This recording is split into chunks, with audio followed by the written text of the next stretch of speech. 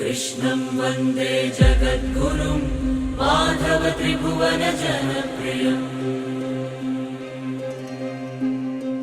कृष्णं वन्दे जगद्गुरुं माधव त्रिभुवन जनप्रियम्